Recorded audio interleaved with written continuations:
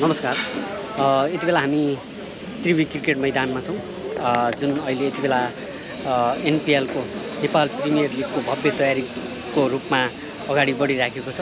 हामी देख्न सक्छौँ यति बेला अहिले 8 बजिरहेको अवस्था छ र यति बेला टियु क्रिकेट ग्राउन्डका सम्पूर्ण फ्लड लाइटहरू बलेको अवस्था छ। आज जसरी एउटा नेपाली क्रिकेट प्रेमीहरूको जुन सपना थियो, त्यो सपना आज साँच्चीकै एउटा साकार भएको अवस्था छ।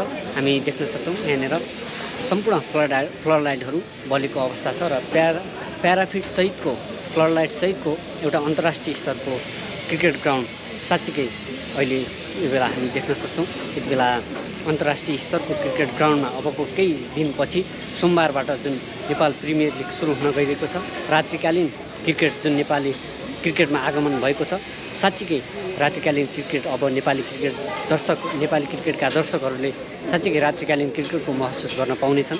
यससँगै एउटा ऐतिहासिक सपना साकार भएको छ, जुन योभन्दा अगाडि जसरी एउटा ग्रासमा बसेर भुइँमा बसेर खेल हेर्थे दर्शकहरूले, त्यो सपना आज एउटा जुन परिवर्तन भएर परिवर्तित क्रिकेट ग्राउन्डमा जुन प्याराफिट सहित योपालिको दोस्रो सिजनको नेपाल प्रिमियर लिग प्याराफिट सहित फ्लड लाइट सहित दर्शकहरूले हेर्न पाउनेछन्।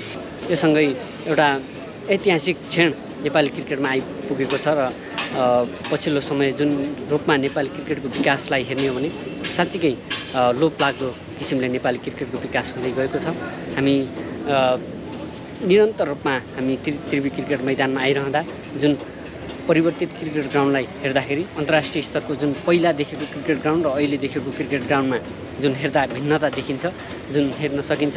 अन्तर्राष्ट्रिय स्तरको क्रिकेट ग्राउन्ड प्याराफिट सहित फ्लड लाइट सहितको क्रिकेट ग्राउन्डलाई हामीले अबको सोमबारबाट पूर्ण रूपमा स्वागत गर्नेछौँ र सोमबार पहिलो खेल रहेको छ नेपाल प्रिमियर लिगको पहिलो खेल Janakpur bulls versus Kathmandu Gorkhas बीच पहिलो खेल हुने भएको छ। त्योसँगै नेपाली क्रिकेट र नेपाल प्रिमियर लिगको सुरुवात हुनेछ। नेपाली क्रिकेट एउटा नयाँ क्षणमा अगाडि बढेको छ।